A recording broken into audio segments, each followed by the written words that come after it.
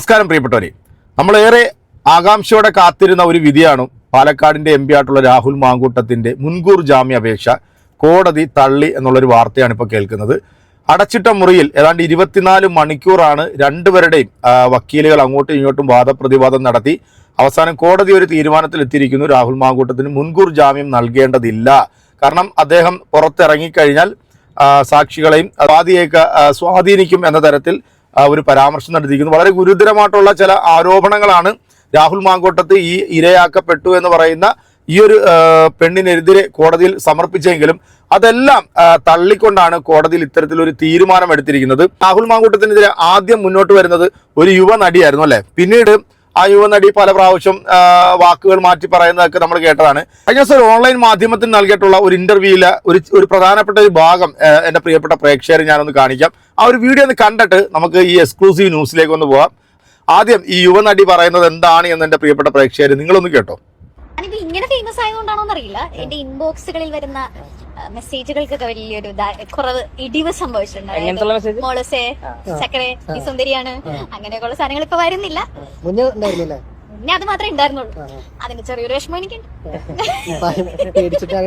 പുതിയ ഇരകള് വരാത്തോണ്ടായിരുന്നു. ഇനി ആരെങ്കിലും മെസ്സേജ് അയക്കോ?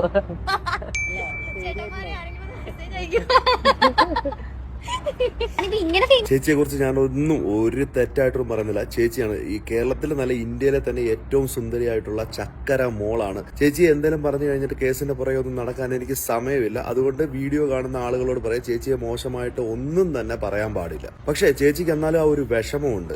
വീഡിയോയ്ക്കകത്ത് അല്ലെങ്കിൽ ഇൻബോക്സിലൊക്കെ വന്ന് വെച്ച് ചക്കര മോളെ, നമുക്ക് PC അണ്ണനെ ഓർമ്മ വന്നു കേട്ടോ, ചക്കര മോളെ.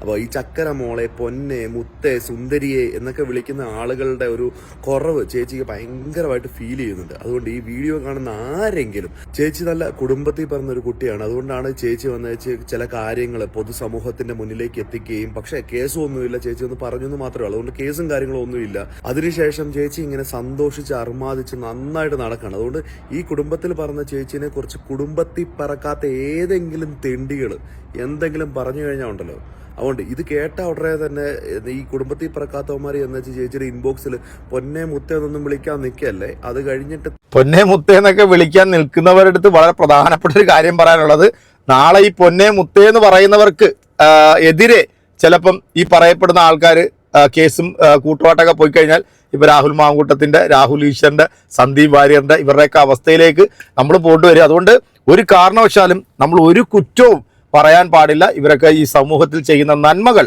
അത് നിങ്ങളെല്ലാവരും കാണുക, ഏറ്റെടുക്കുക. നല്ല നല്ല കമൻറ്റുകളൊക്കെ നിങ്ങൾ ഇവർക്ക് ഇട്ടുകൊടുക്കുക.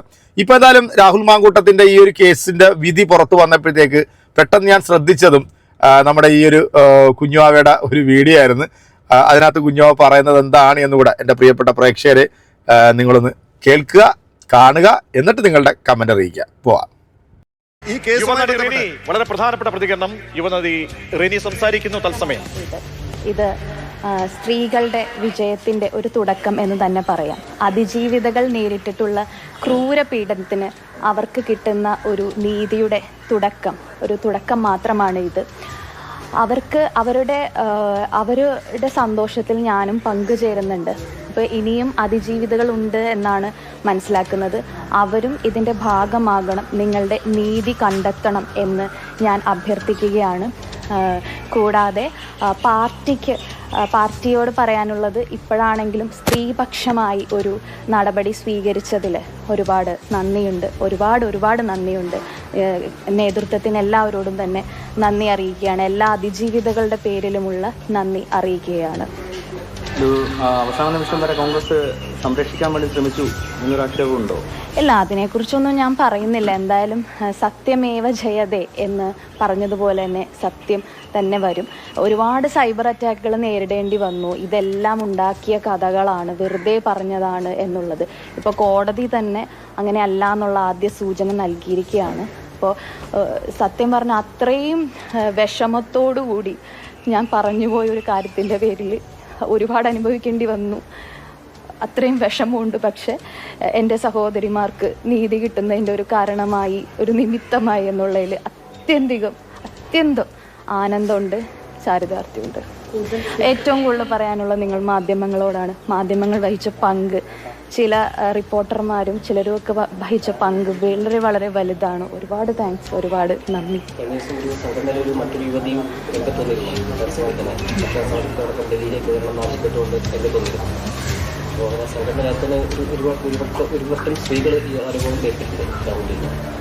അല്ല, അത് ആദ്യമേ തന്നെ ഞാൻ എല്ലാ കാര്യങ്ങളും പറഞ്ഞതാണല്ലോ. പലർക്കും പല പ്രശ്നങ്ങളും ഉണ്ടായിട്ടുണ്ട്. പലരും പറയാൻ മടിക്കുന്നതാണ്. ഞാൻ പറയുന്നത് അതിജീവിതകൾ ഇനിയും ഉണ്ട്. നിങ്ങൾ നിങ്ങളുടെ ട്രോമയായിട്ട് വീട്ടിലിരിക്കരുത്. നിങ്ങൾ ഓരോരുത്തരും നിങ്ങളുടെ നീതി കണ്ടെത്തണം. ഈ സമൂഹത്തിന്റെ മുന്നിൽ എന്താ UDF കൺവീനർ അടൂർ പ്രകാശ് സംസാരിക്കുന്നു. മാങ്കൂട്ടവുമായി ബന്ധപ്പെട്ടുകൊണ്ടുള്ള ചില പ്രഖ്യാപനങ്ങൾ നടത്തിയിട്ടുണ്ട് എന്ന് എനിക്ക് മനസ്സിലാക്കാൻ കഴിഞ്ഞു. ആ പ്രഖ്യാപനം തീർച്ചയായിട്ടും പാർട്ടിയുടെ ഒരു തീരുമാനമെന്നുള്ള നിലയിൽ ഞങ്ങൾ എല്ലാവരും അതിനെ സ്വീകരിക്കുന്നു. നേരത്തെ തന്നെ അദ്ദേഹത്തെ പാർട്ടിയിൽ നിന്നും മാറ്റി നിർത്തിയതാണ്.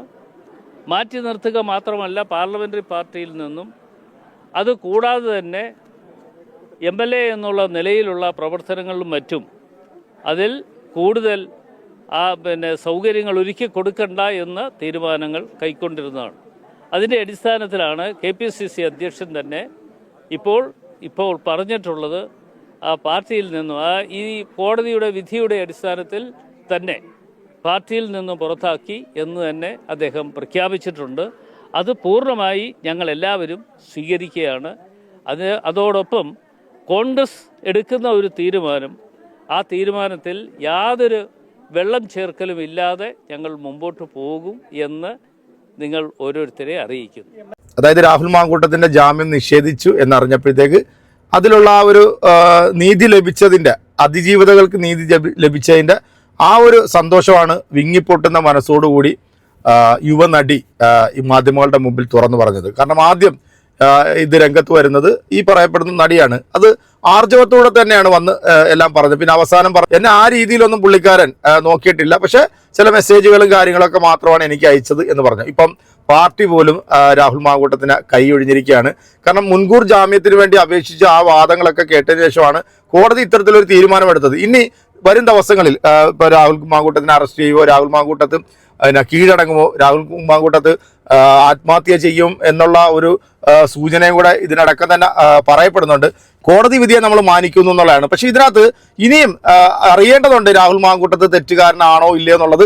ഇനിയും വരും ദിവസങ്ങളിൽ കോടതിയിലുള്ള മറ്റ് കാര്യങ്ങളെല്ലാം കോടതി പരിഗണിച്ച് രാഹുൽ മാങ്കൂട്ടത്ത് തെറ്റുകാരനാണെന്നുണ്ടെങ്കിൽ രാഹുൽ മാങ്കൂട്ടത്തിനെ ശിക്ഷിക്കണം എന്ന് തന്നെയാണ് നമ്മളെല്ലാവരും പറയുന്നത്.